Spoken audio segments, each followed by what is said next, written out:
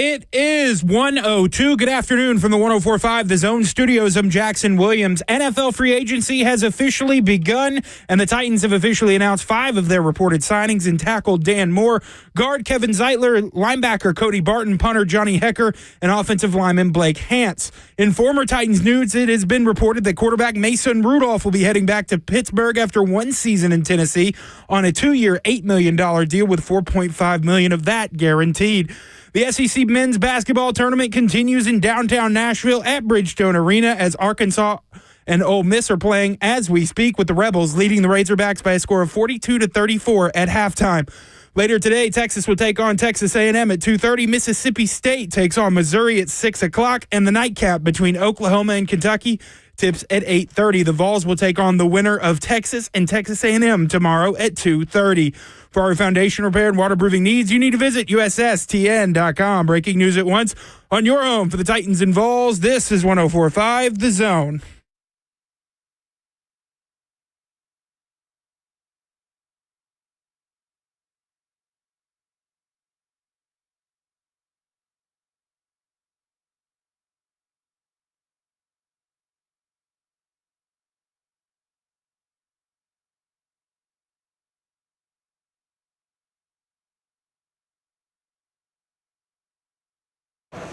Cover 2 with Blaine Bishop and Zach Lyons here on 105 The Zone, powered by All Four Seasons Garage Doors. 615-737-1045 if you want to get in on the conversation. And we are live at Bridgestone Arena here at the SEC Men's Basketball Tournament. Got some games just got let out, I believe. No, it's halftime. Yeah. Arkansas versus Ole Miss. Ole Miss leads Arkansas 42-34 at halftime. Ooh. Coming up later today is Texas and Texas A&M, and then you got Mississippi and Missouri, Oklahoma and Kentucky all night tonight. So the winner between Texas A&M is who Tennessee plays, right, Bananas? Winner between Texas A&M plays Tennessee. Correct. Tomorrow. Correct. Okay. Yeah. So that's it's going to be a game to watch. Which is next after this game. I think it's funny that Texas A&M tried to get into the SEC to get away from Texas, and then Texas is now just following them. And so now they've got to play them. They played them earlier in the season, and now they got to play them here. So would Texas be like a jilted lover, like following, they're get broken up with, and they keep following their boyfriend or girlfriend from state to state to state? Yeah, and it's abusive because... So you're saying they're stalking? Yeah, and it's abusive because Texas A&M can never seem to beat Texas. So what he's saying is that Texas A&M basketball, they're better. Basketball. But in football, Yeah. I don't think it's even close right now. We'll see what Arch Manning is and all that. But did one of the schools try to ban... did A&M try to keep Texas from coming to the SEC? Didn't that happen? They tried to follow a restraining order. I would not be surprised. No, they did. They tried to check the legislation and everything there in Texas. Yeah, they do not like each other. Yeah, man. That's for sure. Well, we'll be joined by Bobby Lovell. Blake Lovell. Yeah, Blake Lovell. I don't know why. I've been calling him Bobby last 2 days for some reason. You know why? Because Kirby said that. No, Kirby said that, and that's what happened. Don't ever believe what Kirby says. We'll be here coming up later today, talk some basketball and everything. But Tennessee Titans made a pretty big splash yesterday. In fact, 2 big splashes. Who that? One of my best friends, Kyle, who lives out in Memphis, he's a big Dallas Cowboys fan. I thought we signed him. Yeah, so it's such a joy to be able to tell him all the bad things that Kenneth Murray does on defense. Oh my! Because they're in hell in Dallas. Like any Dallas Cowboys fan is in hell right now. When I told him all the negatives to Kenneth Murray, because he's asking, he goes, he'll fit in perfect right here, especially since he has a little bit of an injury history mixed in recently as well. He'll fit right in at Dallas. A guy that doesn't know how to play defense and a guy that may get injured, that's our guy. Oh my! Who's the DC there? Matt Eberflus. So it is a good DC, but we'll see how it rolls. See, you haven't been on the air long enough. Everybody who looks horrible for the Titans, Kirby, when they go to another team, they look how good? All pro. That's what happens. That rarely happens. It's been a little bit more recent, but in the big scheme of things, it really happens. No, I just had to say that. I'm just hoping, man. and Murray moves on. Hey, and we really got good. some Titans breaking news right now. What broke? We signed Bonanno to wide receiver. If I can pull it up, I don't know who's reporting it. Mike Garafolo is reporting the Titans have agreed to terms with quarterback Brandon Allen on a one-year deal, sources say. Allen was the 49ers' backup to Brock Purdy last year, reunites with Brian Callahan, his offensive coordinator. Both were in the Bengals on a deal done by who cares who the agent is at this point. I ain't going to read that crap. Get those out of the tweets. Just tell us who signed. When did that become a thing? I guess on this Twitter? This year it feels Really? like. I don't- Apparently, PFT, Pro Football Talk, what's his face? What's that guy's name that nobody likes from Pro Football Mike Talk? Florio? Yeah, Mike Florio. Apparently, Mike Florio says that this is, you have to put these in now because the agents are sending you to say this, and if you don't do it, you got to play nice. It makes You got to play sense. nice to get the breaking news. So, but so Brendan Allen, quarterback, backup quarterback. So I didn't really want to talk about this hour, but we're going to talk about it. Oh, I didn't. I 'Cause had. I was going to talk defense. Did he play last year? He was a backup for the 49ers. Well, I know, but I still don't know if I wasn't watching the 49ers. Did Brock Purdy No, miss he a game? didn't. No. So here's where I'm at on this. Oh, my. All this means, because everybody was like this, Blaine. Everybody's like, oh, look at all these offensive line signings. That must mean that they're signing Cam Ward. They got to be signing Cam Ward. Well, they'd be doing the same thing if it was a veteran quarterback. Right, exactly. And well, that was my thing. The big move, the actual moves that should tell you that they're drafting Cam Ward, Oh, what is that? are the quarterback moves. Oh, yeah. They weren't. It was reported yesterday they were never in on Mac Jones. I know that they were in on one of the Denver quarterbacks. Not sure if it was Zach Wilson or not. I don't think it was, from what I know. And they weren't really ever in serious interest in Aaron Rodgers. They weren't in serious interest with Russell Wilson. All that should tell you. Let's just keep it simple. Keep it simple, stupid, right? The lack of quarterback moves and this particular signing tells you it's Cam Ward, not the offensive line moves. The offensive line moves matter, but they don't matter to whether they're drafted Cam Ward or not. Well, do you consider Allen a bridge quarterback? No, Cam Ward's going to be starting, is Right. what this tells me. Yeah. But Brandon Allen is a guy that knows this system, knows the 49ers system as well, but knows this particular system very, very well. And probably a guy that is better to have in the locker room to help speed up the process of a rookie quarterback learning a new system, in my opinion. So, does being the first pick matter to you if you're the quarterback with competition? Because remember, that was the big Yeah, deal last year with with Levis. Granted, he Levis. was a second-round pick, Yeah. but you still must shock the nervous system and make them earn it. Now, guess what? When I'm going to go back to Yeah. Jaden Daniels, right? Yeah, because they had And Marcus, Caleb Williams. Bo Nix had Jarrett Stidham. And both times, those guys were implemented pretty much, you knew they were going to be the starters. Still no competition. Now, the guys are there, and they probably gradually over OTAs, then eventually when training camp started, those guys will start. I'm just making a guess. So do you need that to happen or have a veteran presence? Or are you going to go this season with 3 quarterbacks?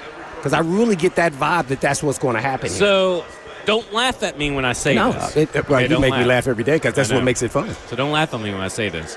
I think Will Levis is what provides you the competition. I think what you've got. No, you laughing at that. I'm not just me. saying- but I'm not saying that he's going to even threaten it. But, I mean, let's be honest. Marcus isn't really going to threaten. Like, he's that level. Like, Marcus wasn't really going to threaten Jaden Daniels. Jarrett Stidham wasn't really going to threaten Bo Nix. But they provide enough competition physically to be able to kind of push him along. You're basically getting Jarrett Stidham out of 2 quarterbacks. You're getting Brandon Allen's knowledge, his mastery of being able to throw on time, kind of do the boring quarterback stuff nobody really ever wants to talk about. And Will Levis can, in year 3, second year in the offense, can maybe, as long as he's still here through training camp, you never know, but like as long as he's here in training camp, he provides that actual kind of breathing down your neck just a little bit competition. You get what I'm saying? It's kind of like both of them feel the need of competition in different ways. Yeah, I don't know very much about Cam Ward. You think this kind of solidifies that's what they're going to do? I have no idea what they're going to do. And the question to me is, were they forced? So were they in love with him, or did they just like Cam Ward? And then once they realized they weren't going to get the collateral that they thought they should, they said, well, we're cool with Cam Ward. Well, we don't know. I think the feeling that I've gotten, and I haven't heard anything about the Shedeur Sanders visits, but I've heard some rumblings about the Cam Ward visit, is that they love Cam Ward. Now, that doesn't mean that if the Giants miss out on a quarterback of some sort and they come in and offer 3 firsts and all this kind of stuff, they're going to turn it down. But I do think that there is an opportunity here where to me, a couple of weeks ago, if you would have asked me, I would have said it goes trade back, then Cam Ward. Now I think it's Cam Ward, then trade back. Like, you have to come with a real big offer, a haul, for us to move off of Cam Ward. So they love him. So what do you think that they love about him outside of his arm talent when they had him, then he brought him in, and then it kind of tilted towards that they're going to take him? Well, I mean, I've never met Cam Ward, but I know that Kayla Anderson from Ramon, Kayla and Will and Don Davenport from 3HL have both talked to me private. They talked to me at the Christmas party saying that he's awesome. Like, he is a leader. He's magnetic. He's a locker room guy, did a at culture 3 different guy. schools. Right. No doubt. Because we've talked about that too. Both of these guys have that mentality. Both these guys have gone to lesser schools, made the jump, have brought leadership every step of the way. And I think when you're looking at a team that is desperately in need of youth, but also culture builders, leadership builders, and all that kind of stuff, I just think Cam Ward hits it all, and I think that combined with his ceiling and his natural ability, I think is what kind of just all of it. He's like the total package at this point. If I were to suss out the reason why after these trips, because I heard the meeting at the Combine went great. I've heard that the top 30 or the 30 visit went fantastic. So I think that, again, it's just all about solidifying everything every step of the way, and he hit the mark every step of the way, never faltered. What do you think when you hear that, player left the meeting and ate food on the snack table? Well, what are they else supposed to? I mean, that's why the snacks are there. Right. If you don't want the food, if you don't want a player to eat food on a table, don't put food there.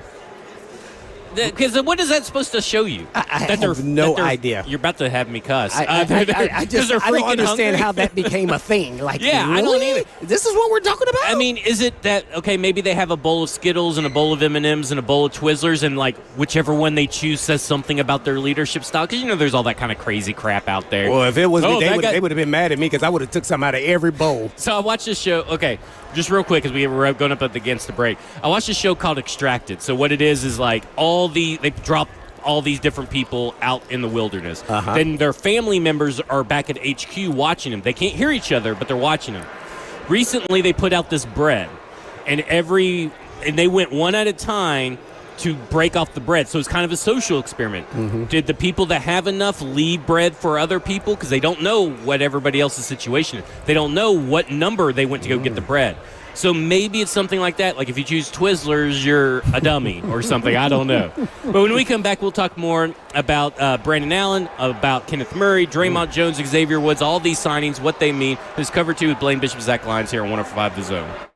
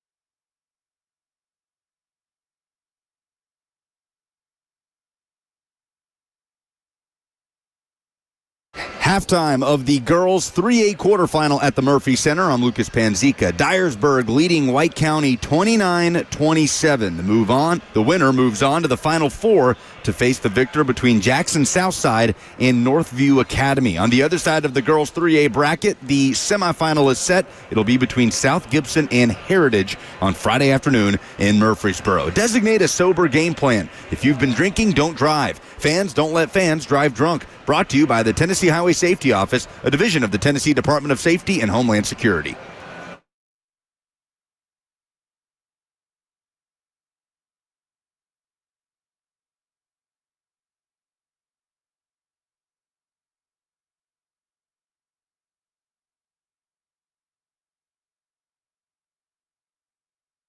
Did you know you're overpaying for your health and wellness products?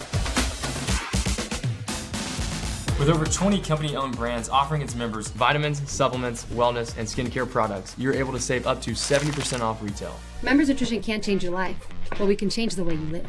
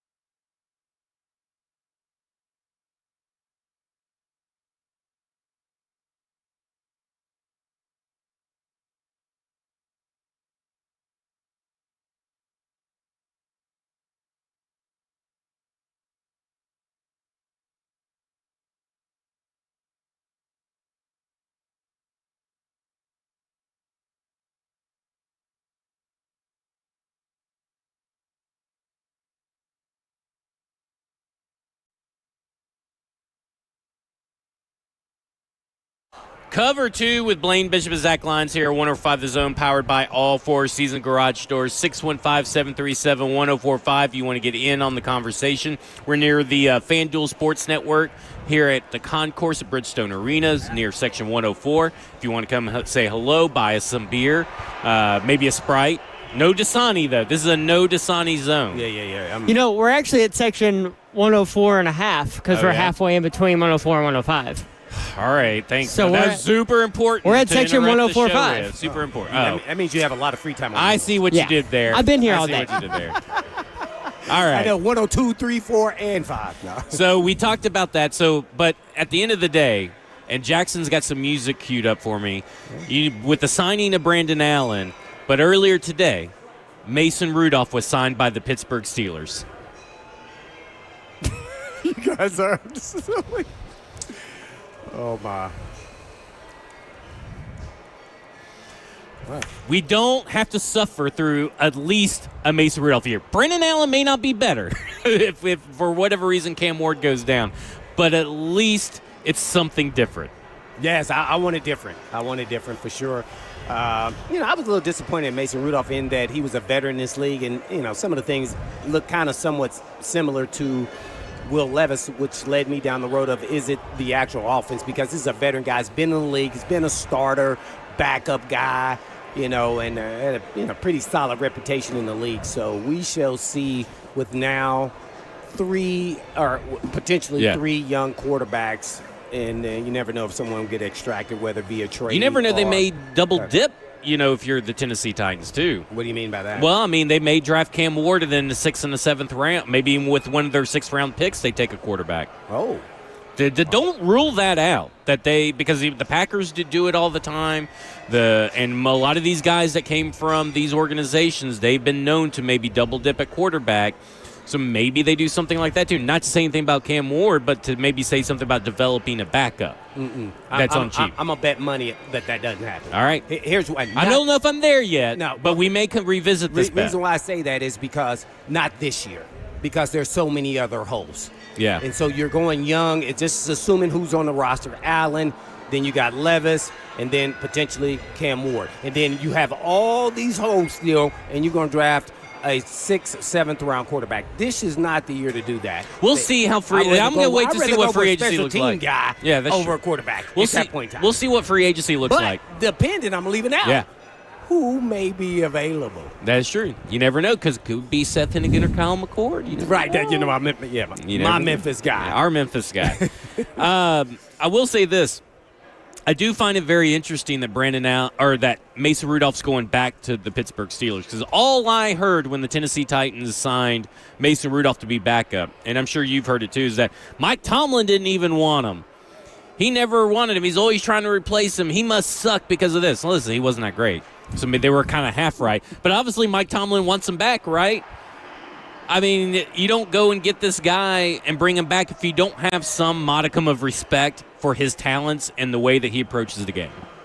I just don't think Mike Tomlin hated him as much as everybody wants to say he did. Well, that's why I think he knew the ceiling. To the rumors. I think whenever you're going out, as a player, there's always going to be negativity because they didn't get you or you didn't sign back with them. So then they try to kind of throw you under the bus a little bit, which I think is always customary in the profession. That's what happens, whether it's true or not. So I'm more concerned with, I don't think he fits Arthur Smith. And that is kind of interesting to me because when we had your guy on from Pittsburgh yesterday, he admitted that Arthur Smith loved Justin Fields even over Russell Wilson. So why wasn't Justin Fields the starter? He started the first 6 games. They got too greedy about that stupid draft pick that they would get compensated. I think that's what it was. And to me, that's such a then piss poor way to look at it, right? Another pocket passer. This guy, he's not a runner at all. So you're not. So that one there. I'm assuming. Level. Yeah, to me it's comfort level. You know that at least because they did blanket. switch it up a little bit, right? Yeah, they did. And I'm not saying that he is Ryan Tannehill because Ryan Tannehill obviously had a little bit of running to his game as well. He had the nickname Tanner Wheels, but he can kind of do. Tannehill used to start at wide receiver at A&M. This dude was a different athlete. But what I'm saying is that they didn't really utilize that much under Arthur Smith. Oh, enough. He did enough, but what I'm thinking is that all the other stuff that Tannehill was able to do, Mason Rudolph could do with Arthur Smith. He's just going to have to take out those run plays, I guess you would say, or those QB run plays or whatever. Which they had implemented in almost every game. Right. They were part of it. To me, this is like, okay, we need – this isn't saying that he's going to start. This is just saying to me that he's the backup for whatever the plan is. And I don't know what's going to happen, but it really sounds like Aaron Rodgers is going to go to Pittsburgh. But who the heck knows, because he's just an insane person. And then, I don't know why they would bring back Russell Wilson regardless. I mean, unless they lose out on Aaron Rodgers, I guess. It's like loser of the Aaron Rodgers sweepstakes gets Russell Wilson. What does Aaron Rodgers pay? Because I think that's where we're at. He's trying to hold him hostage. So what do you think he should command? Well, I don't think he should command what I supposedly heard. Pro Football Talk, I believe it was, said something that he was getting looking for a 2-year, $90 million deal, $45 million per year. That sounds like insanity to me. Ooh. Now, are the Pittsburgh Steelers maybe a team that's desperate because they are trying to win now? Maybe they don't want to do that. Maybe that's not. Holding out. Or whatever. Maybe he's holding out for. Maybe they're all underneath that number and they're holding out. What do you think his number should be? I was thinking 35. Man, oh my gosh. I mean, maybe it's my anti-Aaron Rodgers bias. I would pay him less than 35, but I think 35 is a reasonable number. It's just like if I was doing it, I wouldn't do it. But I do think that's his market. Yeah, and I think he thinks he's still better than that average starting quarterback in this league. Yeah.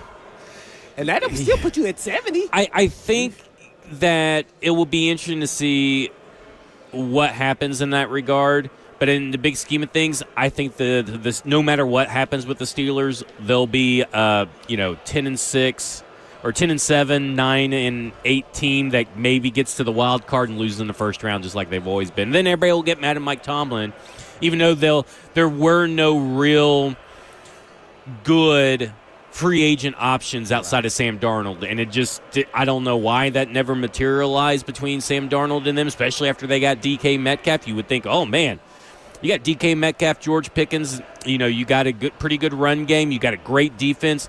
Man, Sam Darnold could really help because that's what I've been saying all year. Man, if I was Steelers, Sam Darnold. And now you don't even get Aaron Rodgers with Devontae Adams if you're the Steelers. You just get Aaron Rodgers.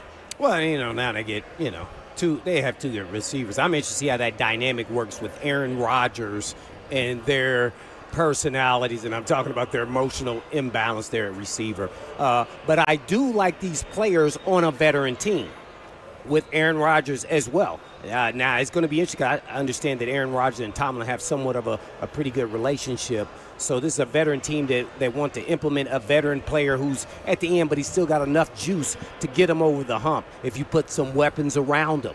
So I'm interested. I wouldn't not like him with the Titans, but I do like him with the Steelers. So let's talk about a couple of the moves the Titans did make.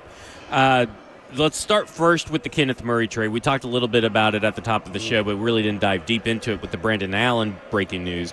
But the Titans get a 6th-round pick, which is 188 from the Dallas Cowboys, and trade their 7th-round pick and Kenneth Murray to the Dallas Cowboys. We talked yesterday about how neither of the linebackers, Cody Barton or Kenneth Murray, are great in coverage. It still seemed like there was a hole there. I don't know if necessarily this means that maybe they go after C.J. Mosley, who crossed 2 years with Denard Wilson at the Jets, who was recently released yesterday. Or do they just they know something about those rookies that we don't know? But there still was sort of a hole there, but there's now a big hole. Now you do gain $7 million in cash, and you do gain $7 million in cap space by letting him go, but you still have a Kenneth Murray-sized hole next to Cody Barton. Why do you think they traded him? I mean, I'm getting into some conspiracy theory stuff. There's nothing that I know of, but if I were to speculate and guess, I would say that they didn't really want some of these players that they're getting rid of 1 year later. And there's a reason why someone has been fired, so we have to allow for that possibility. That's exactly what I was going to say. Yeah. And now let's go back to what Rand did. Now, I don't know if he was all, but he did draft them and sign players. So you say it's an indictment. They've moved J.C. Latham. You To gotta right say- tackle. To right tackle. That was a Rand pick, right? Yeah. Whether Callahan liked him or not. But this, administration now is making decisions. Nope, we're moving him right because that's how Yep. we envision him. Murray signing was a Rand Carthon deal, and we go, we like him, but not like that. Yeah, like, it's the opposite of Cody Barton journey for me. Like, Cody Barton, I was like, this seems very expensive. And then I watched the film, like, okay, it's not as bad as what I thought. Kenneth Murray, my initial instinct was, it's very expensive. I don't like the deal. Go watch the film.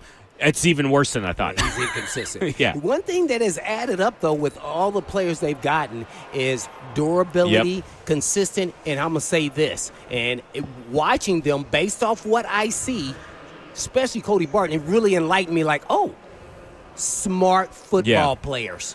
Whether they have the super-duper talent or not, they are smart football players. All of them. So I think they're hinging their bet on that. And so it tells me they think they have that before that they had some good players, but they weren't football guys. Yeah.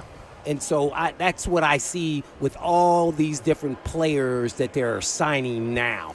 Well, and I think there's really something to interesting. that. I 'cause kinda like that. They said they studied all these teams, right? And particularly the Commanders is the one that kind of routinely gets attached to their offseason process. And they said they've studied the Commanders. You look at guys like Jeremy Chin, Bobby Wagner, Austin Eckler, Jamison Crowder, just to name a few. Those aren't high talent guys. Now, I'm not trying to diminish any of their talents when I say that, but they're not like extremely athletic, extremely, they're no Off spring the charts. chickens. Yeah, off the chart. But by the way, Chin went to my high school. Yeah. And what do they all bring to the table is football smarts. Mm-hmm. And so what they may lack in athleticism, what they may lack in youth, they make up in football smarts. And to your point, Cody Barton's that way. Draymond Jones is that way. Xavier Woods is that way. I mean, when you and that's why I like these players. Kevin I keep Zeitler. saying- Right, that's why I keep saying I like these players, even though they're not big household names. They are players, when they turn on the tape, they're going to say, hey, man, this guy can be a problem. And you wonder why. You're like, he's not off the charts athlete. He's a good athlete to be in the league, but he's not the guy that, oh, my gosh. Yeah. Well, guess what? His football IQ makes him that way. Right. And so I like players like that. I resonate with those guys. Well, a lot of players play fast, right? And Yes, so these guys, they do. there's two different ways to play fast. Your athleticism allows you to play fast like Kenneth Murray, and you can sometimes be in the wrong spot. Often, you can get washed out of plays easily. Yeah, Kenneth Murray reminds me of Kirby. Yeah. Or his job. you can play fast because you can react fast. You diagnose fast, and that's where Bobby Wagner, his game has turned into, right? Because Bobby Wagner's was super athletic, and I'm not trying. And again, I think that these guys are kind of taking my words out of context when I talk about Bobby Wagner. Is that he's not as athletic as what he once was, Right. But his football IQ allows him to be in the league year after year and start, and his durability allow him to Completely agree start. with that. And so, he's definitely to me a Hall of Fame player. Mm-hmm. But he's a Hall of Fame player because he's been able to adjust his game to be able to have this longevity, to be able to have this durability, and still matter. These one-year deals are steals for Bobby Wagner. How many years in a row in free agency now has he taken a one-year deal? Like 5? 4 for And sure, he's been a starter, And proven, good, and it's solid. because of what's in between the ears. Yeah. And so when I see that these guys are making moves to almost immediately erase get the bad taste out of their mouth from last year, because like you said, I mean, I think they were kind of in the Mason Rudolph thing, but they obviously weren't going to overspend for Mason Rudolph. They were in on NWI, and maybe NWI is just a unfortunate, casualty in this roster purge, right? They're like, okay, we love you, but we got a price set for you. If not, we're going to move on. Mm-hmm. And with Kenneth Murray, it was like, you cannot be trusted to do the assignments consistently enough for us. And he got injured, too. And he got injured. And so now we're bringing in someone that is durable, that we know can be the green dot, that we know can take on the responsibility to get everybody else in place and let them know their assignments, to communicate, and a guy that will be gap sound. He has gap integrity. And that's You still got to find another guy, but this is draft and develop and retain, so maybe they feel that they can develop one of these other guys to be Kenneth Murray version, I guess. You know, the guy that kind of they're playing Moneyball too a little bit. I'd say so. I mean, I think that's what the smart teams do a lot. I mean, a lot of teams have really great depth, right? And I think that's where Draymond Jones also falls into this equation, is the depth that he provides, not only just at the edge position, but also the defensive line position. Because I think that last year what you saw was Mike McDonald play him way, way out of his comfort zone. He played him almost exclusively at the outside linebacker position. Pass rusher type. And that's not where he thrives. He's over his career, it's almost been a 50-50 split over the B gap or A gap and the outside linebacker position. And I think that if I were to guess, Blaine, and you can tell me I'm wrong for thinking this if I am. I'm thinking in a base defense, you're going to have Tavondre Sweat on the line, you're going to have Draymond Jones on the line, and you're going to have Jeffrey Simmons on the line. And then maybe when they go into a nickel or something, maybe that's where Sebastian Joseph Day comes in and maybe someone goes out and all that kind of stuff. But I think that Draymond Jones, I don't know if he's your starting edge, but I look at him as like what I said last night, a Danico Autry style of player in terms of how he's used. Danico Autry is a better pass rusher, a little bit more athletic, but Draymond Jones is a guy that you could play he's a chess piece, wherever you may want to put him. Mm-hmm. No, I know you really liked him, so I went and watched a lot of film on him even yesterday. And, man, because I really didn't know much about him. So I even watched some of his college tape. He played with Joey Bosa and Chase Young. And he played D-tackle. And that's where he's the most effective. And, you know, in the football world, it's the 3 technique and the 5 technique. And he showed up all day long over Bosa. Granted, he's not playing their position, but while he's out there, he was a problem.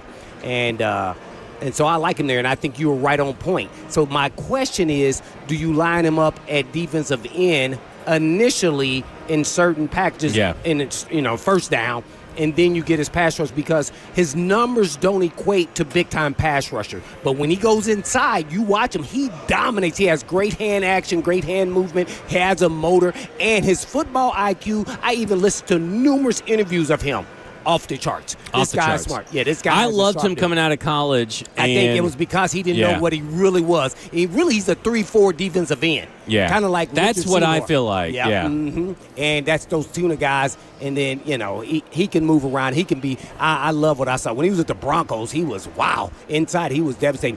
Seahawks, they kept him outside the entire time. They signed him to a 3-year, $50 million. Right. And he's on his second year. I don't look at last year's usage. I look at last year's usage and see that, man, they really did not. And he even tried to lose weight to play this position, because this is where they were going to put him. That's not his comfort zone. I don't know. Yeah. And I know they had a bunch of injuries, so maybe it's almost injury forced. Mm-hmm. And because he was always healthy, which is great. Always available. Yeah. But, I look at it and I go, if you look at the previous years before last year, you see his splits. Yeah, you see where he's lined up and moved around, even at the Seahawks under Pete Carroll.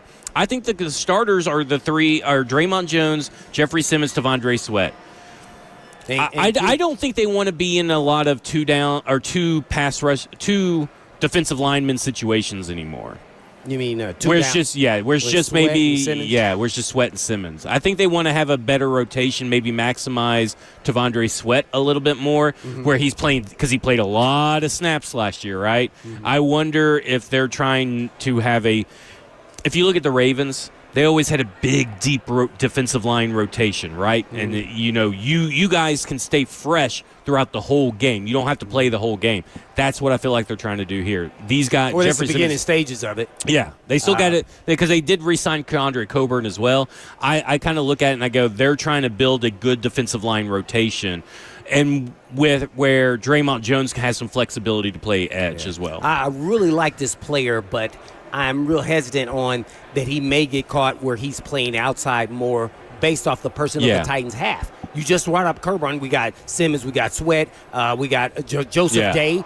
He's a better player than them, but then that hits when you're rotating. He then has to be outside. Yeah, especially for the money. Well, especially 1 year, how much? $10 million. Right. See, so that hint tells me that he may be on the outside again, more so than we think. Well, I think it's almost 50-50. And it may lean edge. It may not lean defensive line. Because he is better there. Yeah. At the detail. But I could see, like, in a base defense, like, he's that Daquan Jones kind of, like, guy.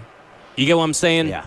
I think that he could play multiple spots, and I think last year when they let Danico Autry go, they realized, man, we don't have a lot of guys that can do both. Yeah. And he's a guy that can do both. Whatever is asked of him, he can play. Whether that's inside, outside with his hand in the dirt, or outside standing up, he can do all three, and they really missed that from Danico Autry last year. I was a little disappointed with the Titans in this. Okay.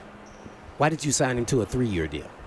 Yeah, I wonder. This guy is a player. I don't care where the heck you put him. Yeah. Now, I know his numbers are sack numbers, but when you turn on the tape, that every guy that they've signed, it is no question. I go, this, though, is a baller. 45 He's pressures a last baller. year. Okay, listen, 45 pressures last year in a position that he doesn't really should be playing full-time. 45 pressures. Tied for team high for the Titans last year with Jeffrey Simmons. Jeffrey Simmons had 45. So this is good. All right. When we come back, we'll keep on talking about all these signings. We still haven't even talked about Xavier Woods. Oh, yeah, it's a brand new day for the Tennessee Titans. This is Cover 2 with Blaine Bishop and Zach Lyons here on 105 The Zone. See?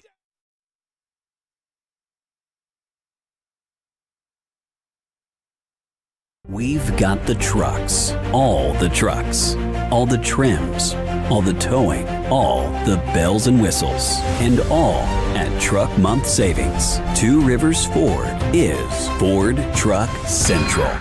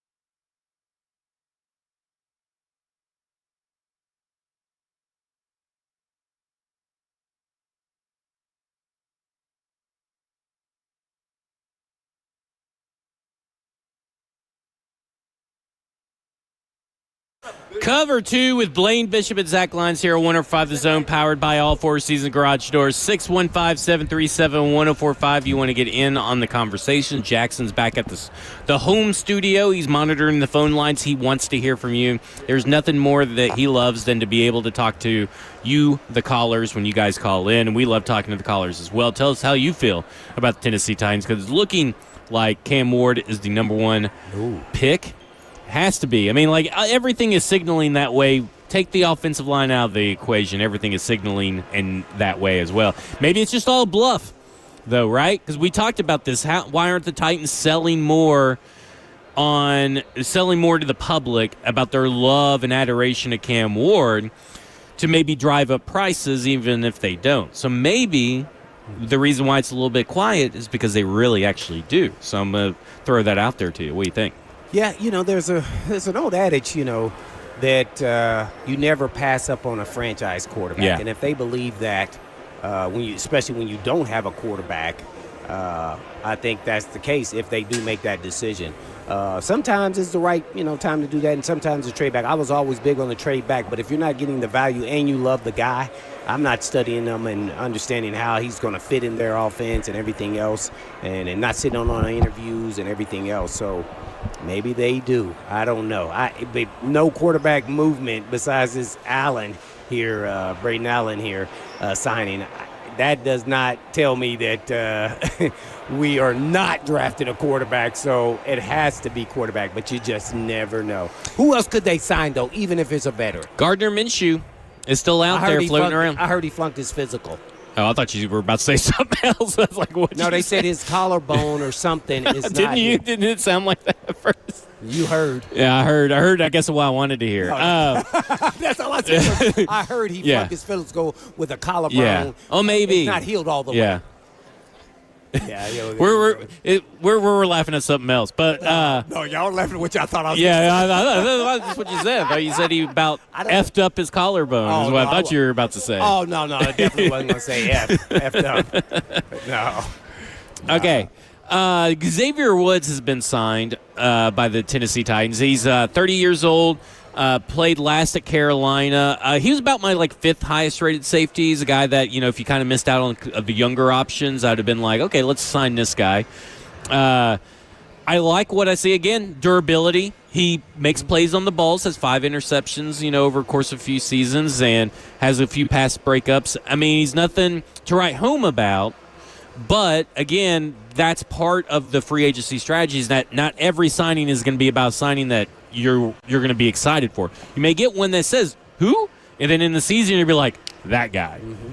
Yeah, he's not a household name, but everywhere he's gone, he's been very productive. I think he was drafted by the Cowboys initially. Then he's kind of bounced around here. Panthers is his last stop, but quality player once again. Really sharp. He's a Swift Army knife a little bit. He plays in the slot sometimes, but he can be a ball hawk, and he can be a banger. For the modern era of the NFL now, I've seen a couple hits. I go, ooh. One was on Shaquan, where he hit him and caused him to fumble when he was with the Cowboys. So I really like this signing. Solid player, nothing to write home about, but you're going to get consistency, durability, and smart football player, high IQ. I like this signing. Solid. Then you got Brown, who's probably a little more athletic, just didn't have the experience that he has. The chat is saying that they're having audio issues hearing us. Apparently, we're going in and out.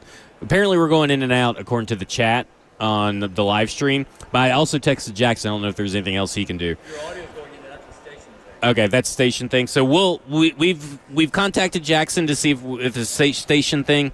And here I'm going to take a little French fry from Joseph, a little Texas sit next to me with this delicious looking. What is all on? He's got nacho cheese, hot dog, ketchup. Bacon, Red sauce, French fries, all up on this hot dog. I mean, it's kind of looks a little What do you think, Kirby? That's okay, we're good now. Kind of dog. They got the audio fixed. Okay, so when we come back, we'll talk more about Xavier Woods and some of the other players that they signed, because we still have to get to quite a few. We haven't even talked about a couple of them. This is Cover 2 with Blaine Bishop and Zach Lyons here, 105 The Zone.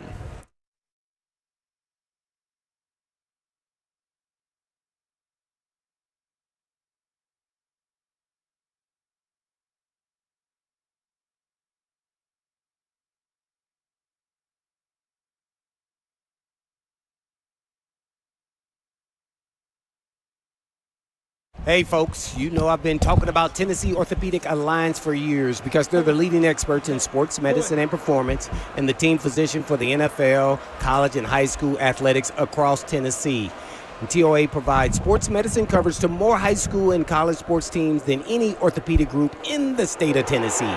They have 29 locations throughout the state and over 100 physicians throughout Middle and East Tennessee to take care of all your musculoskeletal needs. And TOA has 11 urgent care locations with walk-in availability 7 days a week. They offer direct access to sports medicine and performance, physical therapy and nutrition, personalized rehabilitation plans to enhance mobility, reduce pain, and improve overall physical function for patients recovering from injuries or surgeries. And TOA also offers sports performance training, a specialized program designed to enhance athletic performance, provide tailored training solutions for athletes at all levels. So please check out their services at TOA.com. Yes, that's TOA.com.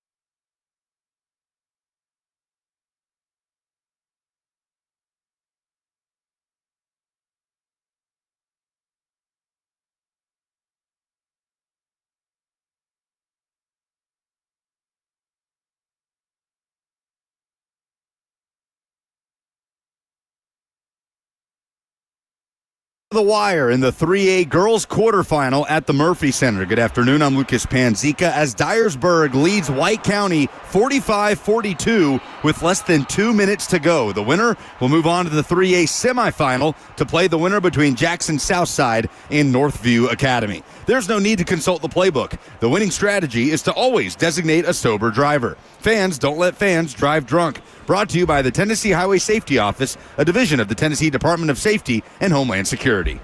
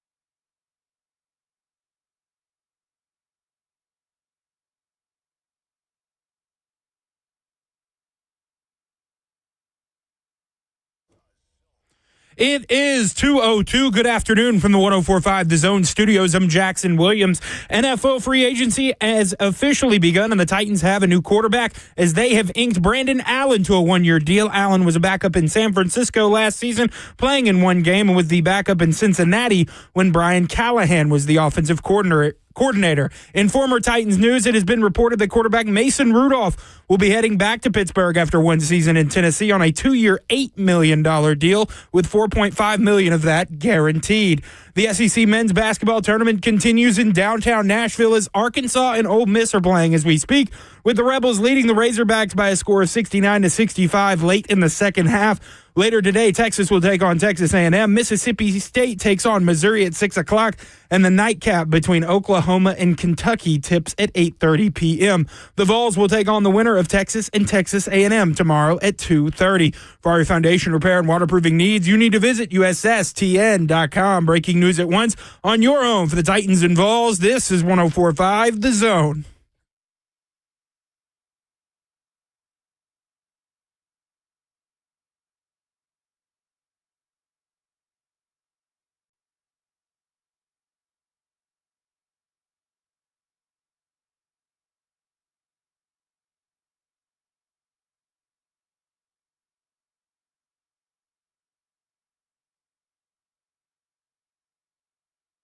Cover 2 with Blaine Bishop and Zach Lyons here on 105 The Zone, powered by All Four Seasons Garage Doors, 615-737-1045. You want to get in on the conversation. We're live at Bridgestone Arena, section 104, or if you want to call it 104.5, as Joseph did earlier, we're at section 104.5 near the FanDuel Sports Network.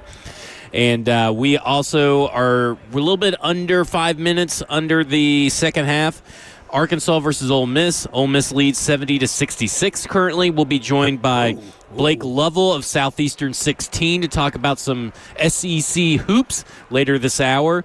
So the Titans have filled out their starting offensive line, Blaine.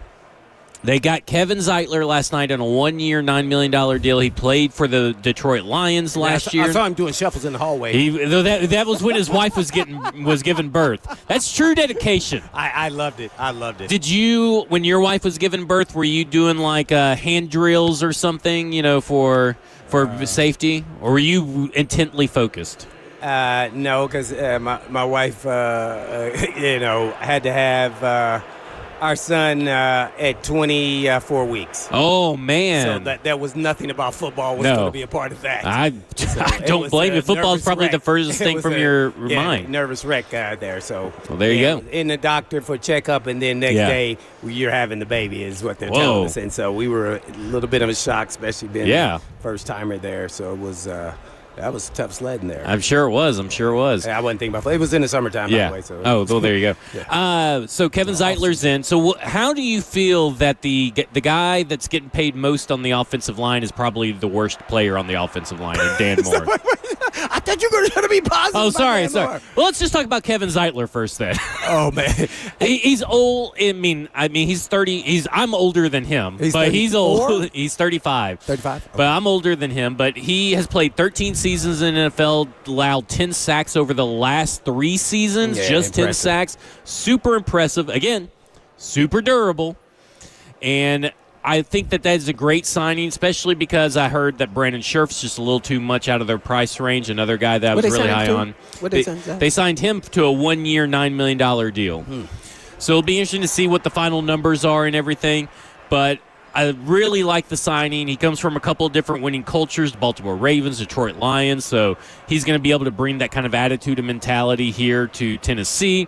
And again, it just continues the theme of smart football players, durable football players, and leaders. Yeah, and he's a stopgap guy. So, and he's a really good player. So, yeah, I like the signing. I don't know. Do you think Lloyd Cushenberry's going to be back? Man, Achilles. I heard Buck say, because Buck was the one I think even asked him over, in the locker room about him. Like, I'll be back by training camp or something.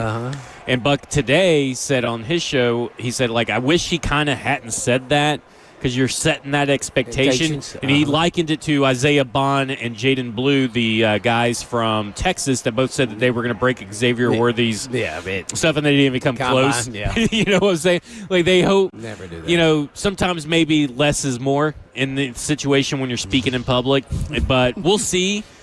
But, I mean, I guess right now, based on the moves that they have made, they feel pretty comfortable that Lloyd Cushenberry may be ready, but it's still fairly early in free agency. So is that what they do in the draft? Get a bounce back guy, or do you get a veteran guy, the ilk of Brunskill or somebody that can play guard, center, you know, at the right price to kind of solidify that's a good and question. security blanket just in case he's not? And you don't want to rush him because Right. you want to make sure he's healed. You know, you sign him to big dough and you want to make sure he comes back healthy. Do you If not, want- it's a signing that he plays this year. He put him out there too soon. He has issues. He's not the same player. And guess what? He's on the chopping block. That's what happens. I look at it and say that I think that they maybe get bring back Corey Levin.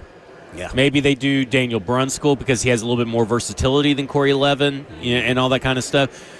I think Levin fits more of the prototype of Bill Callahan. He like the big guys. Yeah, he likes the big guys. But doesn't Levin play center too? He plays guard and he's just center. a guard? And center. And That's center, what I'm so saying. he They can do bring in both. Levin to be the center. Because Blake Hance, who they signed yesterday, who's a utility guy, Yeah. he's played every position but center. Right. Maybe they train him to be a center. I don't know because he's super cheap, but I think that you could do Corey Levin the same thing. So I kind of see like Corey Levin making a reappearance at some point during this offseason as a backup insurance plan.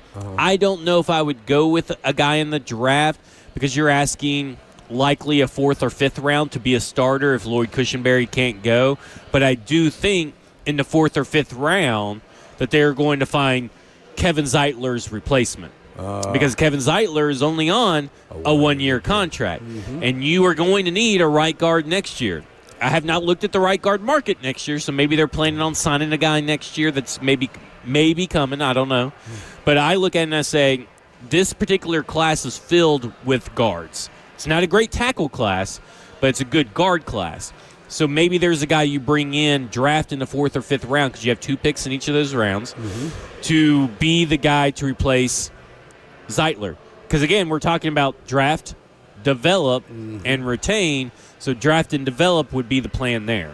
Is MPF on the team next year, or is he already cut? He ain't cut yet. I am surprised that NPF and Traylon Burks are still on this roster right now.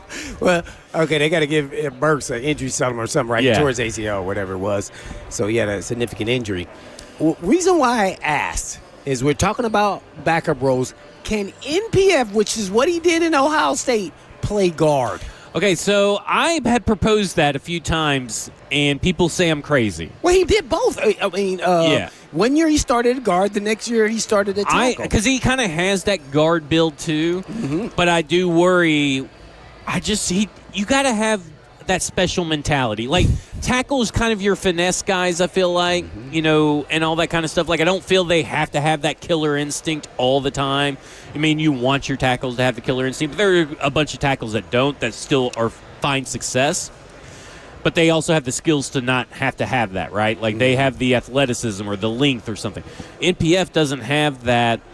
He doesn't have the skills and he doesn't have the dog mentality. And then when you're in guard in the trenches, going up against the big boys who want to eat your lunch every snap, you got to have dog mentality. And so I think that the thing that he really likes to be able to play guard isn't build, isn't the skill set that could translate better to guard. It's that he doesn't have that mentality. So then he's basically out gone. the league. Yeah. Yeah, no doubt about it. We had Zach Peeler and Benji Olsen, and those dudes were dogs. Great guys off the field like big teddy bears, but, man, in practice, you do not want to be, boy. I had to blitz the A-gap at times. I was like, oh, my. Hey, man, maybe not at practice. Let's wait till the game. You know who NPF reminds me a lot of is Chance Warmack. You know, a guy who was drafted to play tackle, who ended up playing guard, and he wasn't – he was drafted to play guard, but he never had that dog mentality, that motivation and all that kind of stuff. Like, he just kept doing things, and you're like, man, this guy ain't going to cut it. He ain't going to make it. And they couldn't even rehabilitate him at the Philadelphia Eagles. And so, like, I kind of look at NPF as, like, he's going to be – he's already got a fallback plan, a fallback career. So maybe he just goes ahead and retires, but, like – at the end of the day, I don't think he's going to be a starter no matter where he goes. I don't even know if Jeff Stoutland could do something with NPF. Oh, man. When Chance Womack came into the league, what did you think he was going to be? I like Chance, but that was that's way early into my looking at draft prospects kind of deal and everything. Well, everything was saying that he was going to be here. I mean, what was he, 10th or 11th pick or whatever he was? I remember interviewing him. We had him on the show, and, man, I asked him this question, and it made me realize, uh-oh. I said, hey, it was the year where Cleveland didn't win a game. And I said, do you think, because everybody keeps saying that Alabama, I think they won the national championship the year, that they could beat Cleveland. And I keep saying, no, they could probably hang with them for a half. Right. But Which they is, could not by the way, beat the silliest question you can ask. Right. But so I asked him, do you think that could have happened? He said, oh, no, absolutely not. I said, why is that? He said, because the guys that play D-tackle that I'm going against in the NFL, and he already played a season, he says, these guys are as quick as running backs. He said, there's no way. No way Alabama could beat the Cleveland Browns, who are 0-16. And I'm thinking, you said what? I was more focused then on what he said is the D tackles are as quick as running backs. Right. And I go, uh-oh, we in trouble. That just means he's slow. Oh, right. Yeah, He's and slow. everything's moving faster than him. And it there's never no way a slowed down. defensive tackle is the fastest as a running back. Well, he said Maybe as quick. T'Vondre No, he Sweat. said as quick. Yeah. He says as quick, not Yeah. vertical speed, Right. but quick. And I go, ooh, I don't know, man. A 10th pick of the draft or whatever he was, 10th, 11th. He's supposed to have adapted by now. We're in the second season, and this is not good. The game should have sped up for him already. Yeah, well, it should have slowed down. Oh, that's what I meant. Slow down. Yeah, for him. it should have slowed down for him. So, so all the people who think it's just that easy, some guys peak in college. And that's why it's always a hit or miss with those freakish type athletes. Yeah. They're high in the draft in general, really. But it's really noticeable when you take a guy really high because your expectations of them are, high expectations. I will say this about NFL draft prospects before we go to break is that, and we'll maybe talk about this tomorrow on the show, is that if you're looking at their process through free agency, they're talking about production, durability, and leadership. Mm-hmm. And I think those are the kinds of guys they're going to be drafting too. So you need to take certain players off your board if you're trying to predict what the Titans are going to do, because they're going to find the leaders, the guys that are durable, and they're going to find the guys that have production to match all of that. And high football IQ. Yep, high football IQ. When we come back, we'll be joined by Blake Lovell of Southeastern 16. This is Cover 2 with Blaine Bishop and Zach Lyons here on 105 The Zone.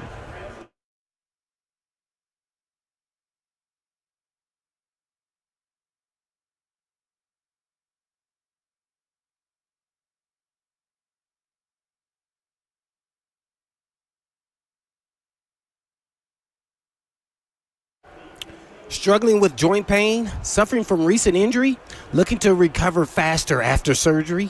Well, at Edge, we've got you covered.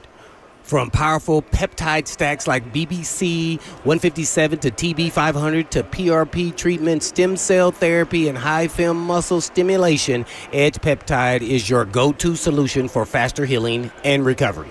And as an athlete myself, I know how frustrating pain and injuries can be.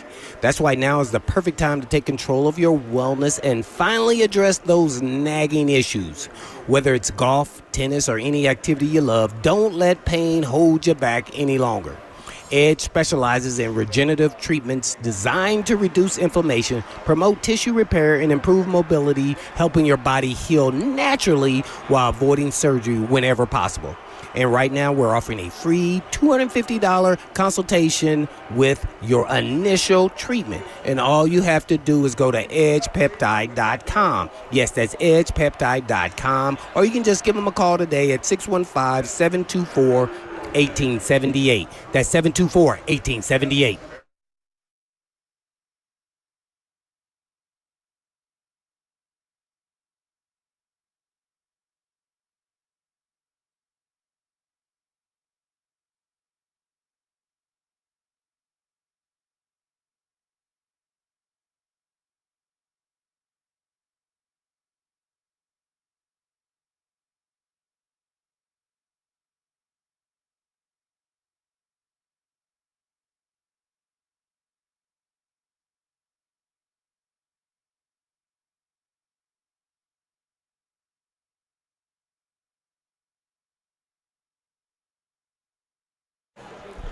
Only one spot remains in the girls' 3A Final Four in Murfreesboro. Good afternoon. I'm Lucas Panzica as Dyersburg defeats White County 52-42. They punch their ticket to the semifinal, and they will await the winner between Jackson Southside and Northview Academy in the semifinal. Designated drivers are the real MVP. If you've been drinking, pass your keys to a sober friend. Fans, don't let fans drive drunk. Brought to you by the Tennessee Highway Safety Office, a division of the Tennessee Department of Safety and Homeland Security.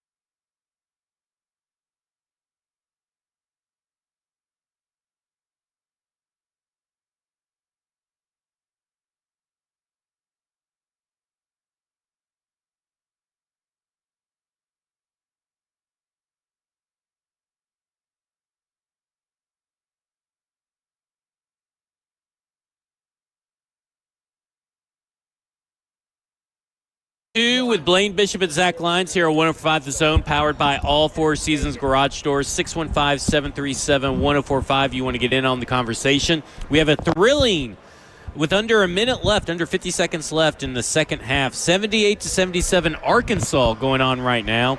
And Blake is a little mad. We're joined by Blake Lovell of the Southeastern 16. He's a little mad that he's having to sit here with us while this thrilling game is happening right behind him and he can't watch it. Here's what I could do, right? I could just, make up something of how the game's playing out. Yeah. If you're not watching it, then we can just do a play-by-play. Oh, we should have set him down here so he could see the TV at the same time. That's okay. It's all right.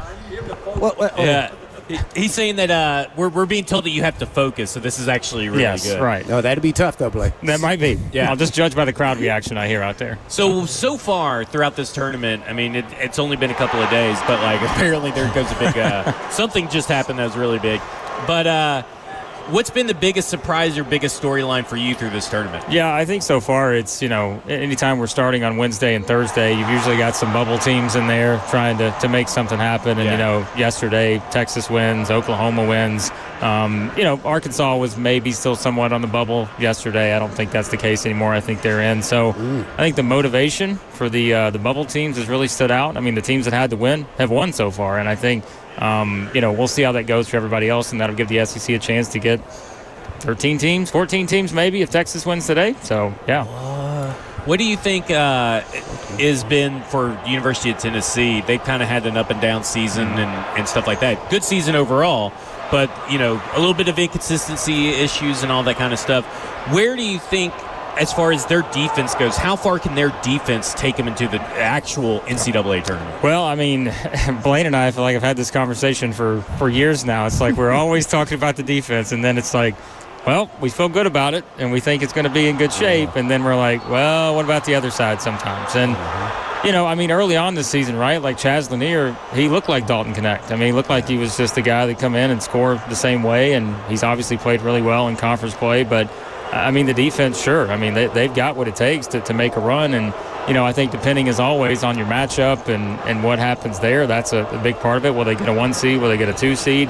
But, yeah, I think you've got to be impressed with sort of the way they've been able to, I think, specifically go on the road and win some of these games. Look, they won at A&M, several weeks ago. Mm-hmm. That could be who they play tomorrow. And I'm like, well, they've already got a win over them. They play the same style. And so we always say, what does this tournament really mean? Will it help Tennessee? Will it hurt Tennessee? Anybody else? Like when we talk about the SEC tournament, it just depends, I think, on who you're playing. But I think they've got to feel pretty good about where they are heading into next week. So where do Joe Lunardi's been a big, vocal guy that's been saying it's not about the losses anymore; it's more about the wins. Yeah. Where do you fall in line with that thinking? I think then that's why the SEC, to me, Oklahoma is 6-12 in the conference heading into this tournament this week, right? They just won another game last night, but 6-12. And you're thinking, anyone else is out there, like, how are you going to let a 6-12 team into the NCAA tournament? Well, it's because they got a lot of great wins and they don't really have any bad losses. And so, you go back to the non-conference portion, and I think sometimes we're like, all right, well, what'd you do in SEC play? Well, why do we play 30-something games? We play because all those games should matter. And so, for Oklahoma, they've got 3 great wins outside of the conference. So if they're 6-12 in SEC play, give them 3 more extra wins, maybe they're 9-12. It's just one of those things where you have to do it that way. And so, we're like sitting here and something's going on and we don't know what it is. There's cheers. Herbie, tell us what happened. Game over, Ole Miss by 3 at the buzzer. Buzzer 3. Okay. Buzzer 3? Wow. Who was it? Do you know the number? I have no idea. Sean Padula made the 3. Oh, Padula. Okay. Yeah, Sean Padula made it. Arkansas missed 2 free throws, and then they took it down and hit it. Insane. Yeah. Wow, that was awesome. Wow. Yeah. So that puts, Ole Miss, further into the tournament and all that kind of stuff. We're on with Blake Lovell, who is definitely regretting being with us right now after the end of that game. There's no place I'd rather be. The Southeastern host of the Southeastern 16. Yeah, I wanted to ask, do coaches, in particular Tennessee, let's just say, Rick Barnes and his staff, does he have a different strategy coming into, let's say, the SEC tournament compared to regular season, and does that change when you get into the NCAA tournament? Blaine, you know what coaches are going to say. We're trying to win every game. We want to win them all. The strategy. But the strategy part of it is that from that standpoint, knowing that like a tournament like this, right, where you're not – I mean, Tennessee may be playing for a number 1 seed. We'll see how it shakes out. So that could matter. But I think at the end of the day, though, you're playing for the next one. Like, it's great to win the conference tournament. But you know what? Auburn won the conference tournament last year. What happened? They lost in the first round. How many other teams have we seen lose early just because you're playing those extra games? Does it matter? And so I'm curious to see, like, how does a guy like Rick Barnes, who's been in so many of these conference tournaments, do you change anything?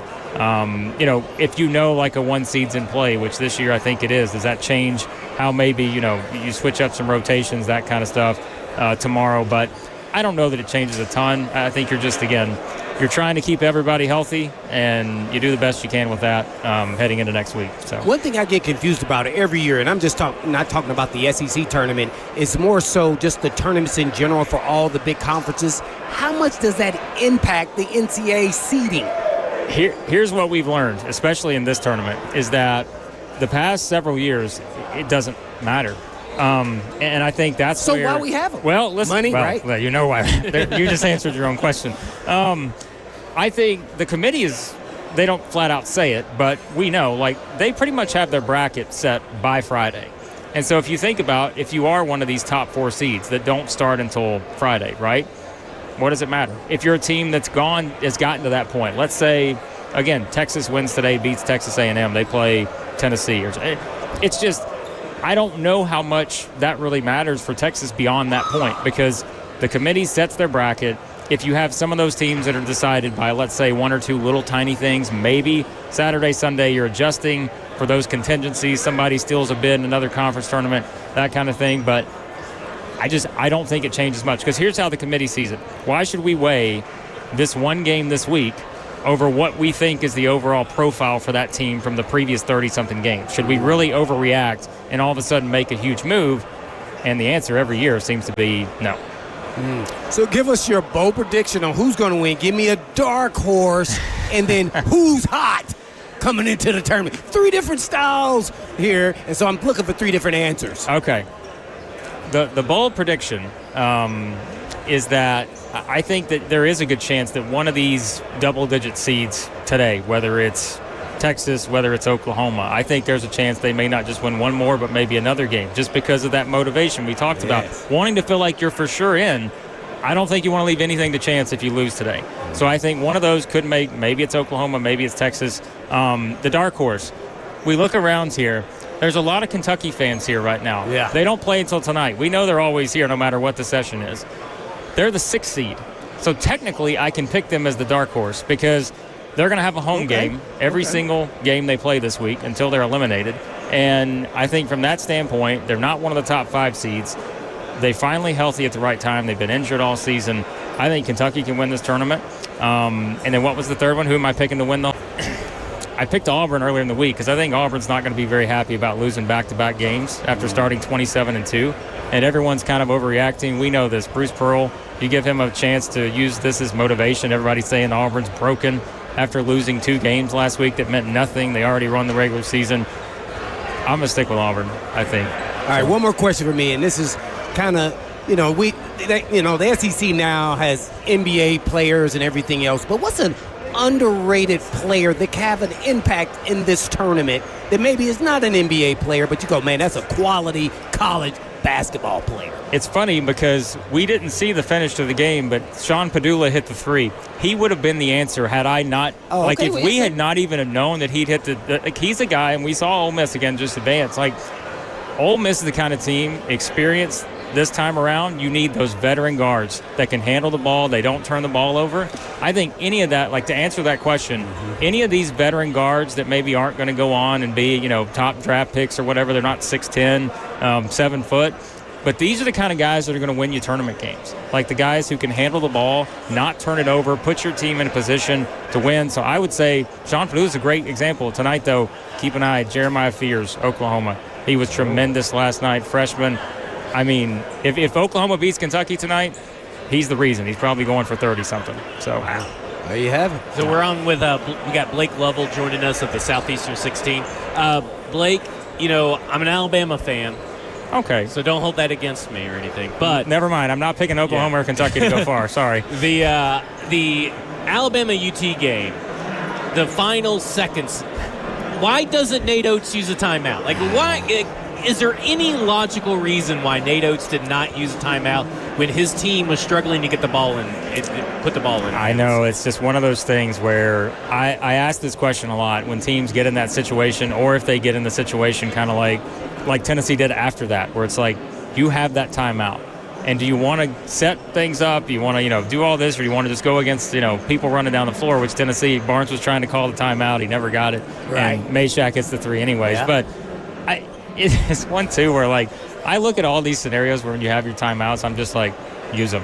Use every one of them. Rollover. You're not going to run. Maybe Can't take them someday, home with you. maybe someday they will do that. And it's like some coach will just, have them all ready for the NCAA tournament and say, you know what, I saved one every game, and now I got 30 for this first round matchup. But otherwise, I'm with you. Just use them. Even if there's even a slight chance. If you're like, all right, in my mind, it's been 3 seconds. Let's not even let it get to 4. Let's just call the timeout. Well, I missed this yesterday, not to interrupt, but Calipari told the player to miss a free throw. Kind of take us through that. I missed it all again. Okay. We were on air, and just kind of give us the whole picture of what happened there. And then the We guy saw him accidentally after made his it. press conference. We ran into him in the hallways after his press And conference. I wish I would have known that Okay. at the time. We didn't know what happened. So here's what happened. All right, so it's Arkansas had what was it? I don't remember. It's a 3-point lead, something like that. They're up 3. 2.8 seconds, I think it was the time. South Carolina still had a timeout, all right? So the guy goes to shoot a second free throw, and apparently Cal said try to miss it on purpose. Now, in your mind, think about that. If you miss it, there's still a 3-point game, and the other team still has a timeout. So the other team can rebound, call a timeout, and still get a shot to tie the game and send it to overtime. Yeah. And so Cal tried to explain it in the press conference, and I told someone this morning, I did it both ways. I listened to him say it in the press conference, and then I read the transcript to be like, am I missing one of my senses going to pick up something that is not here, right? Am I hearing something? Yeah, and it didn't happen. It didn't make any sense. So I'm like, was he covering for the player? Oh. Did the player maybe not know, and he's like, I'm just going to cover for my guy? Or did he think we're only up 2? But it still doesn't make any sense, right? In any scenario, it doesn't make any sense. So I'm not sure what happened. Well, I mean, they can't afford to have snafus like this now. Coaches, Not this time of year, no. Well, and that's the thing that drove me nuts about Nate Oates. He's been such an X's and O's kinds of guy, and then he does the most brain dead thing I can. It keeps me up at night. People in the chat are making fun of me, like, just let it go. And I say, I just can't. It keeps How me are up. you feeling about Alabama? What do you think in the tournament this week and beyond? To be honest, I'm just ready for the NCAA tournament. Yeah. I think that's when everything for the Alabama gets cranked up a notch, and kind of like it did last year. Especially after last year. Yeah. I think that if you're Alabama, you're probably sitting there like, you know what? If they exited out yesterday, they were one and done in the SEC, or tomorrow the one and done in the SEC tournament, I'd be fine with it. And I think most people would feel that way. Yeah. Unless you're a bubble team, again, you're playing for the conference tournament title, Right. but it's just not going to make a huge impact because we all know the SEC is the strongest conference we've ever seen statistically this year. All these teams are playing for the biggest prize. There are probably 4 or 5 teams that think they can win the national championship. So this week is great, but next week is what they're playing for. Well, we've seen University of Tennessee never live up to the hype when they get into the tournament. They usually get out a little earlier. Or how are we supposed to feel about this team, heading into the NCAA tournament? What are the proper expectations fans should have, which I know proper expectations do not go hand in hand with being a University of Tennessee volunteer, but what are the proper expectations for this team? How far can they really, really go? I think anytime you're a 1 seed or 2 seed in the NCAA tournament, I don't know how your expectation can't be to make the Final Four. And I don't care what year it is, right? If you're a 1 or 2 seed, you've put together that body of work that tells me you're one of the top 4 or 8 teams in the country. And if that's the case, then how can it be anything other than getting to a Final Four, right? I mean, we've talked about it for years, Blaine. It's like, is the Elite 8, is that good enough? It's nice to get there, but at some point you have to break through. And I feel like, is this team that much different than the other teams we talked about in this scenario?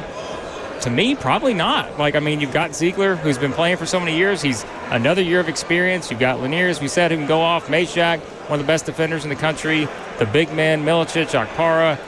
They've got what you need. It's just, are we going to see some of those stretches of 5 or 6 minutes where they can't score? if they get the wrong matchup, and to me, that could be what decides it. Where everybody makes fun of me, I always say this when they get in the tournament, is that he needs to expand the rotation. Yeah. Because I think they play so hard on defense that they lose a bit of their legs. And when I say they lose a little bit of legs, that means the jump shots. Right. Now they come up short. Or, so now you can't score, but you also now are stopping people. Is he just going to open up the window a little bit more to give them a little? I'm talking about even if it's just a 2-minute rest for Ziegler. You can't be playing the whole entire game, 3 games in a row in the tournament. Yeah, no, and I think it's a good point and that's where, again, if we get the Tennessee-Texas A&M matchup, A&M's the same kind of team where Tennessee's a better shooting team. A&M's a bad shooting team, but they play so hard on defense. They're so physical. They're so aggressive. Everybody's getting bumped on every play.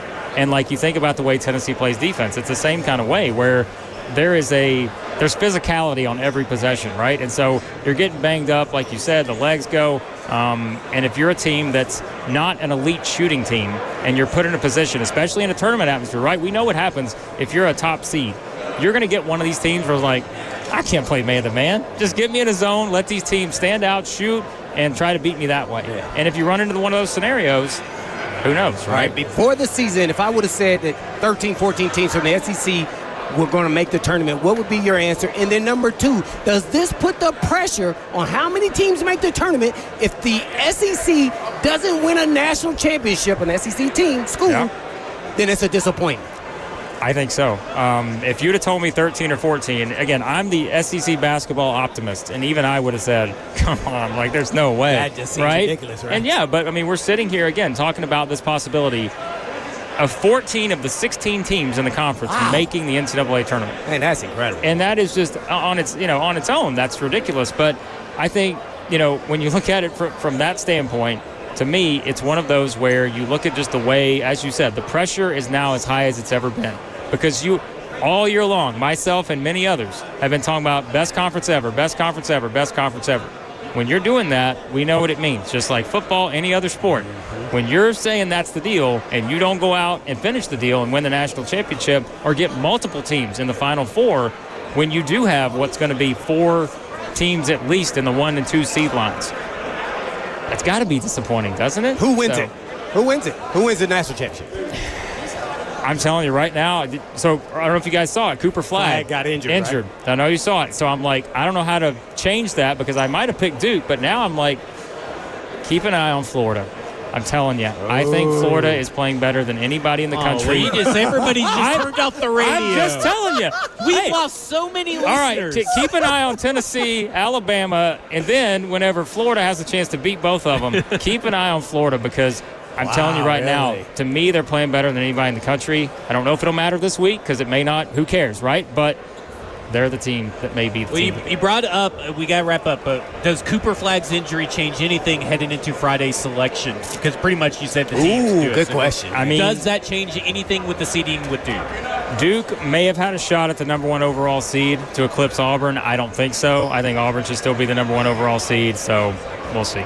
We've been joined by Blake Lovell, Southeastern 16. You can follow that on Twitter at 16 Southeastern. And you can, of course, follow Blake Lovell at the Blake Lovell, and I'm at the Zach Lyons. So we got the thing going down on Twitter right there. What was behind that, the Because we want it to be the one and only. Yeah, we didn't want there to be any doubt. Exactly. Right? I am the Zach Lyons. He is the Blake Lovell. I called Zach. You are the yeah. hitman. And this has been Cover 2 with Blaine Bishop and Zach Lyons here on 105 The Zone.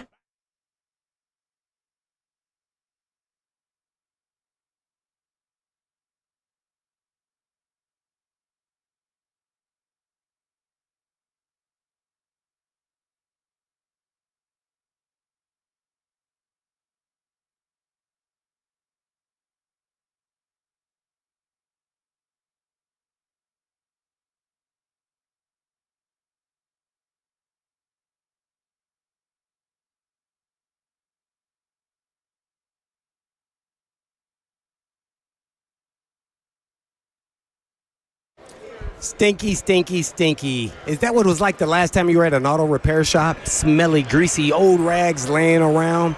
A countertop that you would not dare touch. Another thing that stinks is the repair shops that keep your car forever and they're not honest and they don't call you back when they say they will. Was that your last experience at a vehicle repair shop? Well, hey, it's Blaine Bishop to tell you about Eurofix, and they take the stink out of European auto repair. And at Eurofix, you get a free 15-minute no-wrench inspection with an estimate at every visit and not high-pressure sales tactics. And at Eurofix, you get a 3-year nationwide warranty and a free loaner car with every repair appointment. You never pay dealer pricing. Family owned for 26 years. And Eurofix is located in Franklin, Hundred Oaks, Murfreesboro, Belmead, and now Mount Juliet. And all you have to do is just give them a call at 844-EUROFIX. That's right, 844-EUROFIX, or you can visit us online at myEurofix.com. That's myEurofix.com. But I was telling Blaine, Joe.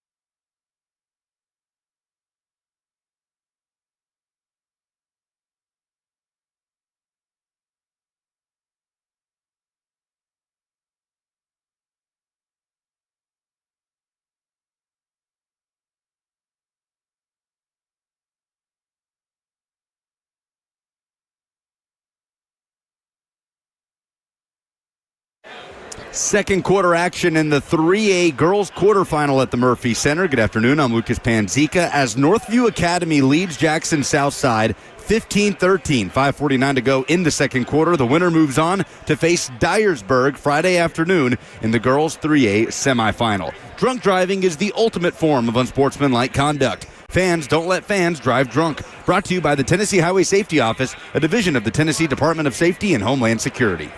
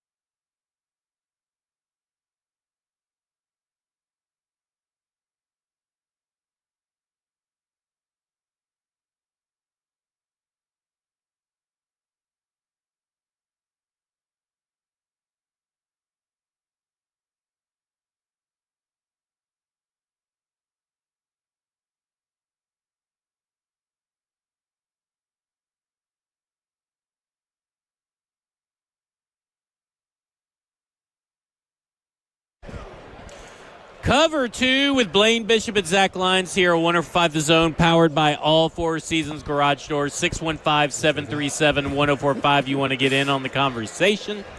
And so, Blaine, you asked Blake. We had Blake Lovell on of Southeastern 16 talking about basketball. You said, if you get like 11 to 13 teams, 11 to 14, whatever it may be, teams in the tournament. To you, especially after the SEC failing in the college football tournament, if they fail to get a championship here this year in basketball with all these opportunities, is the SEC what's going on with the SEC? Can we still say SEC is supreme at that point? Oh man, it would be really, really disappointing. I'm expecting at least 2 in the Final Four. If that doesn't happen and then they don't win it, okay, it just wasn't meant to be. But they had the shot.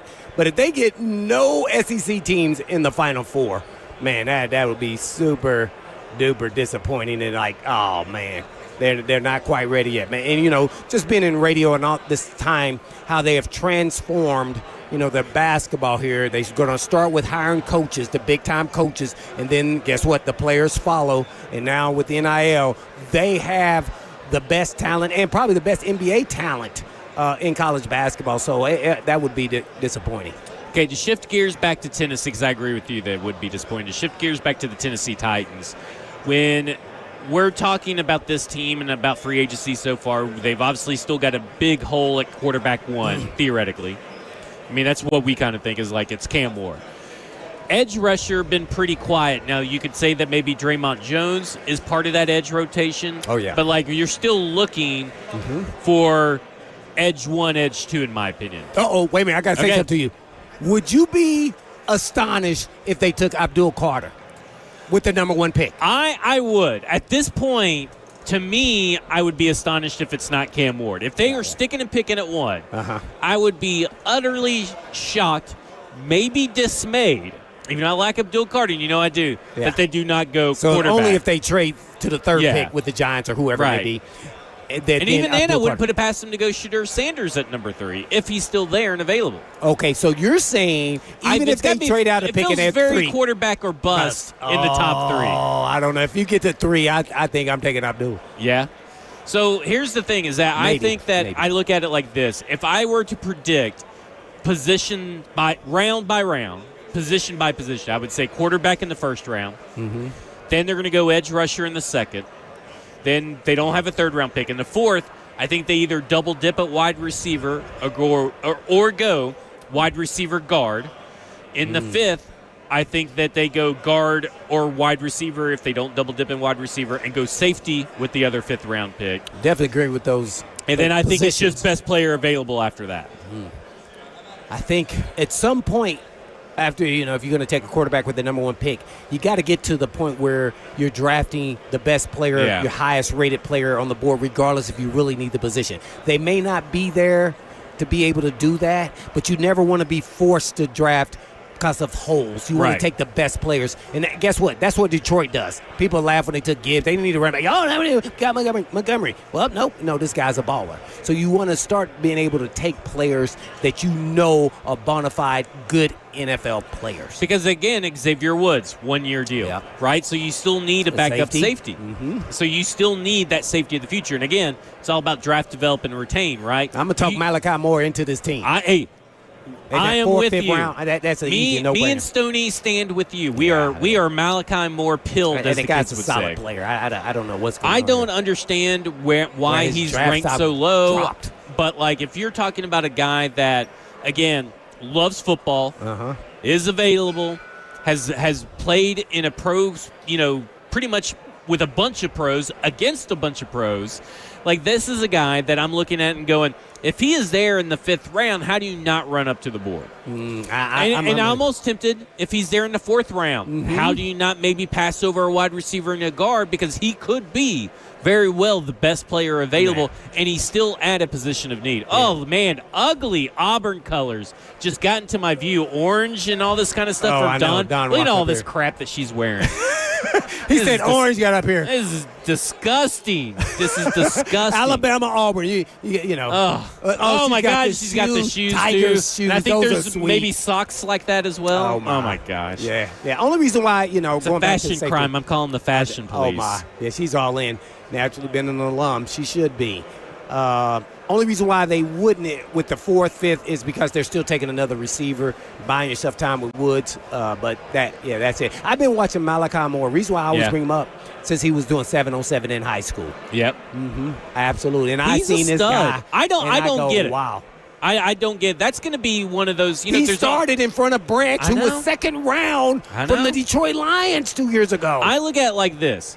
There's always 10 players that I am just floored they fell that far. Puka Nacua was that for me a couple of years ago. He was that way for me. It was like, I cannot believe he's fallen this far. If you go turn on the tape, I know he didn't play at a big-time school, but if you go Didn't turn he on get the tape, injured? He did get in. He injured tweaked senior year. something at the Senior Bowl. That's what it was. Okay. And he didn't finish the Senior Bowl, but he was fine after that.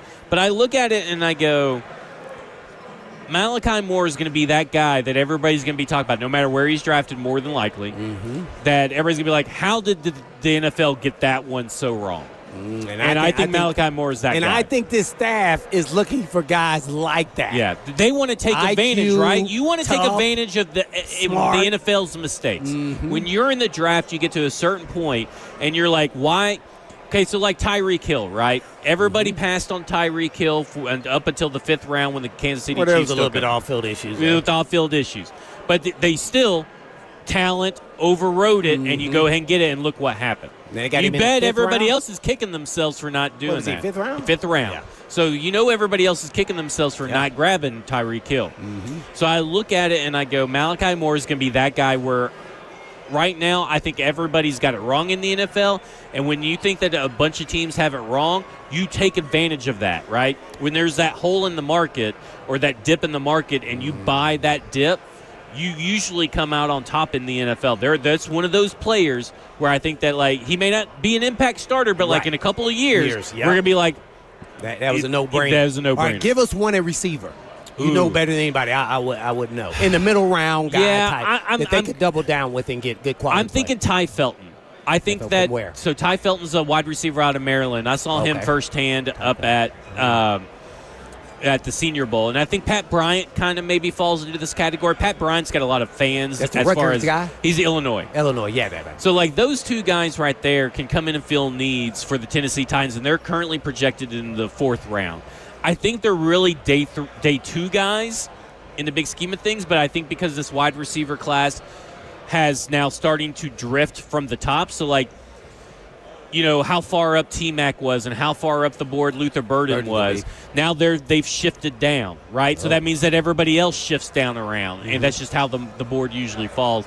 I do think those are day 3 talents you can get in the 4th round.